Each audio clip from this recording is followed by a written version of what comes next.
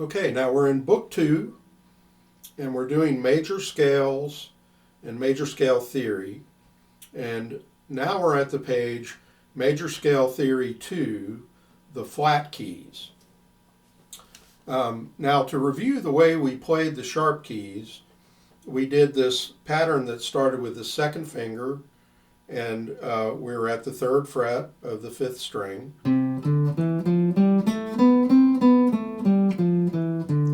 And then we went directly across the street on the same fret to G. And that's an interval of a fourth. And so we went from C down a fourth to G, and then we did the scale, same exact pattern in the key of G with one sharp. And then we moved back to the 5th string, but up 2 frets. So we'd say back across the street, up 2 houses, and that's key of D. So from G here, we're going to D. And that's a 5th, and that would be going up a 5th. And I want to mention that going down a 4th is the same as going up a 5th.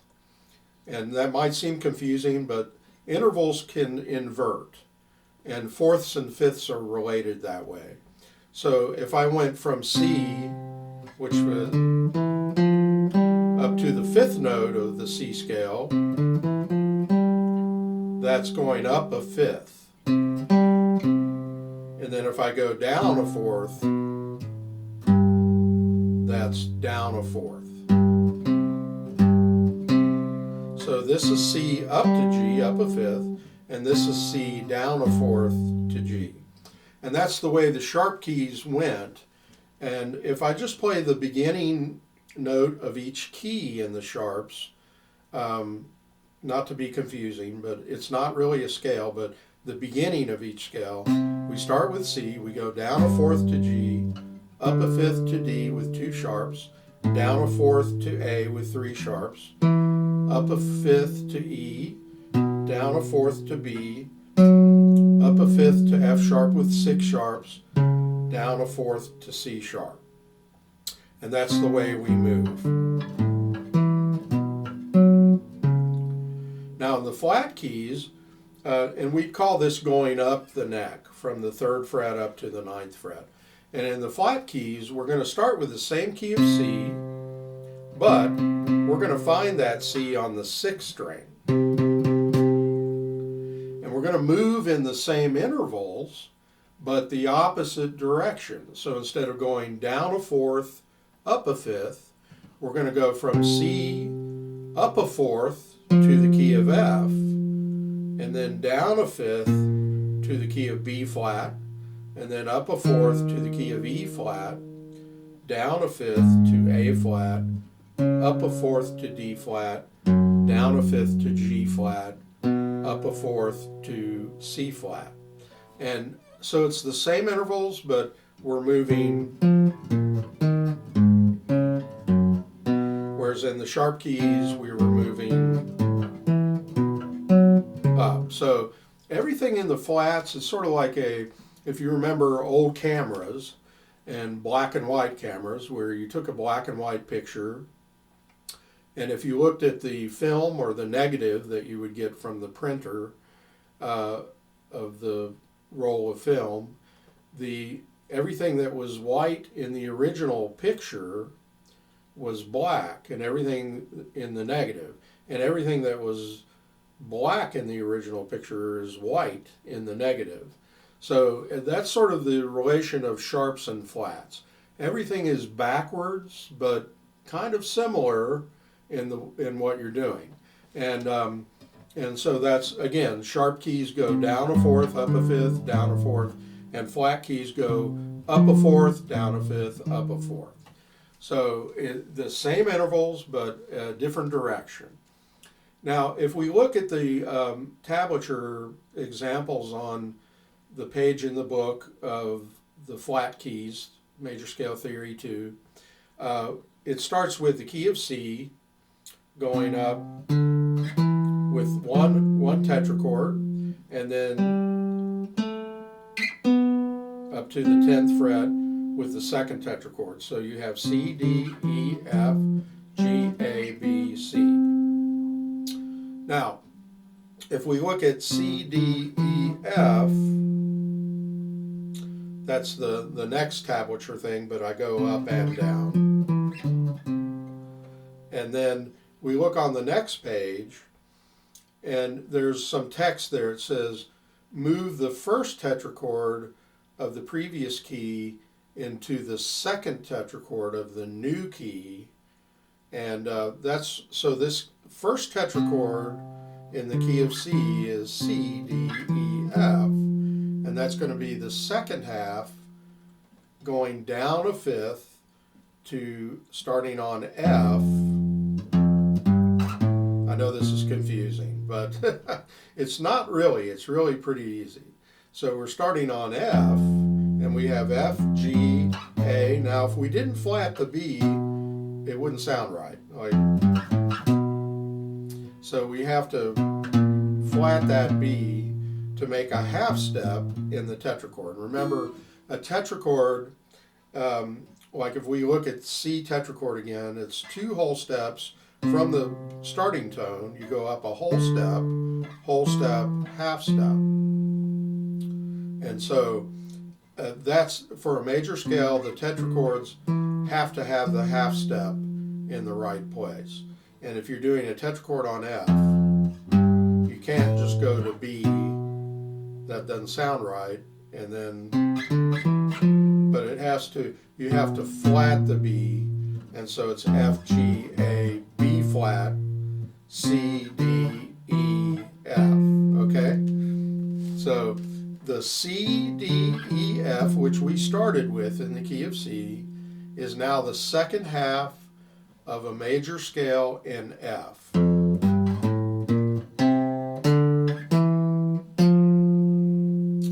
So, and now we have the key of F with 1 flat. And if you remember in the sharp keys, the new sharp of each new key was always the 7th tone, and that's the last tone of the scale, because the 8th tone is the same as the first. It's the root. Now, if C is the second tetrachord in the key of F, then it's C, D, E, F. F is going to be the first tone as well, because it's the octave here. So that gives you a clue as to what key it's in.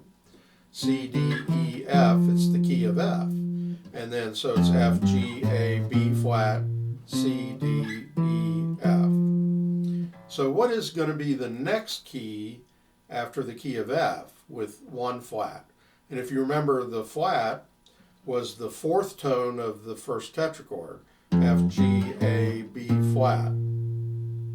Does that give you a clue? So that first tetrachord in F is going to be the second tetrachord of the next key. And so let's move it up an octave. That's the B flat. So it's going to be the key of B flat. And so we need to go down an octave from that, which would be this tone. But let's put it on the 5th string so that we're doing tetrachords. Whole step, half step. And that would be B flat, C, D. And if we did E, that would be a wrong note. It would be a wrong sounding note. You'd have whole step, whole step, whole step, whole step. And we want whole step, half step. So we flat the E, and that's the new flat. The 4th tone of the first tetrachord is the new flat of the new key. So B flat has B flat and E flat, and then we have F, G, A, B flat, which was the first tetrachord of F. So if that's not, I hope that's not totally confusing. But if you play the examples, then you'll understand, I think, a little better. Now we had the key of B flat.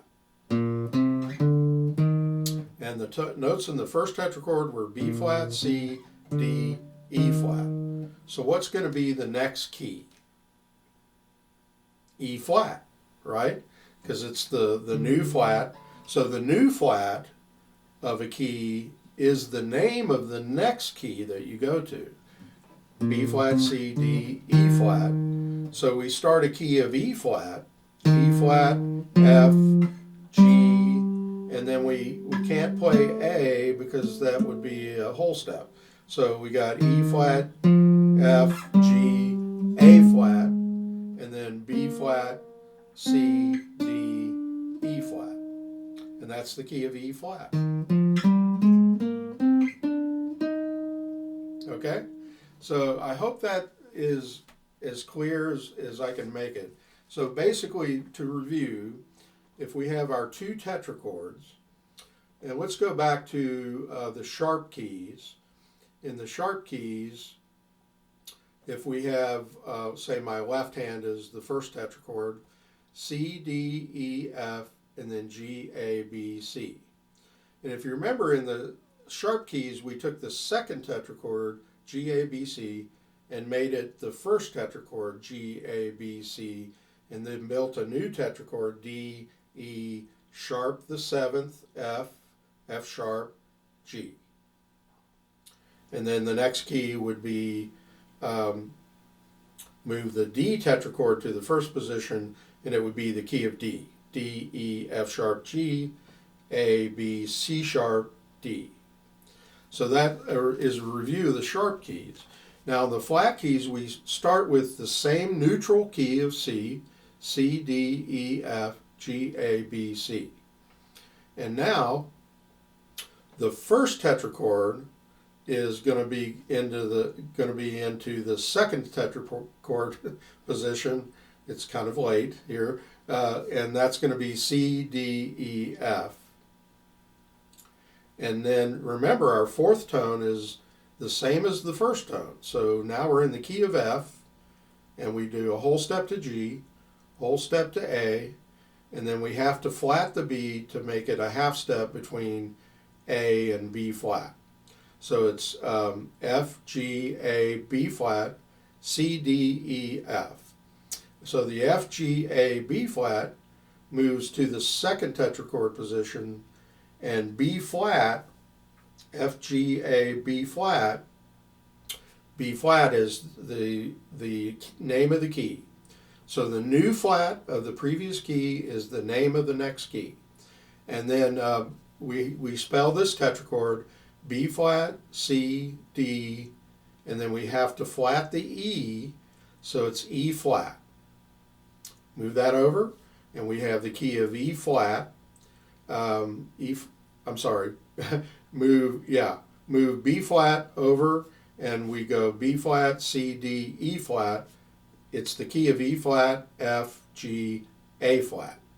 So that's how, and what you should do is what I suggested with the sharp keys is to take a blank sheet of paper and write out the key of C, and then do a sort of an arch phrase mark on the first tetrachord C, D, E, F, and then G, A, B, C, and then move that first tetrachord down below the G tetrachord and make that the second tetrachord in the key of F, F, G, A, B flat, C, D, E, F. And then go from there. And the new flat is always the fourth tone of the new key. And that's also going to be the name of the next key. So in the flat keys, a lot of the names of the keys have a flat. So the key of B flat. You know, we wouldn't just say the key of B, because the key of B has five sharps. Sorry, it's late again. And then we wouldn't call the key of E flat just the key of E, because it's E flat. And so that's sort of the theory of the flat keys. And so I would try the examples and then study what it says. To change flat keys, move the first tetrachord of the previous key into the second tetrachord position of the new key, and then flat the fourth tone. So this is the theory of flat keys, which is quite the opposite of sharp keys, but similar intervals, except in sharp keys we were moving down a fourth, up a fifth, down a fourth, up a fifth, to keep the roots on the fifth and sixth strings. And then in the flat keys, we're going to be moving C up a fourth to F, down a fifth to B flat, up a fourth to E flat, down a fifth to A flat, and so forth. So in the next video, I'm just going to play through the flat keys, and we're going to do it where, like we did with the sharp keys, you need to know the name of the key you're playing and how many flats are in the key. And we'll talk a little bit more about the theory of things.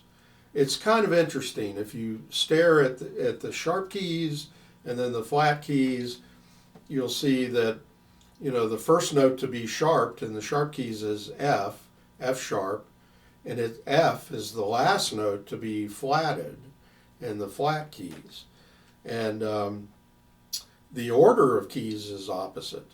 We were going from, in the sharp keys, C to G, D to A, E to B. But in the flat keys, if we went backwards, it would be C flat to G, and then D flat to A flat. So, but actually we're going the other way. So, I mean, it's kind of hard to explain, but the order of keys is backwards.